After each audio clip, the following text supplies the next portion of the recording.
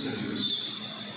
Sukatan na siya ay Kristo para sa mga pinulong sa Diyos. Pabalik na ang ipananangina sa akong Ama.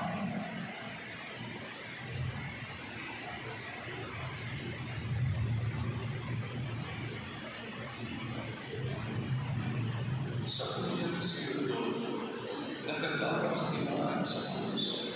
Makaangin siya sa dalawa ng Kristo sa salamat o sa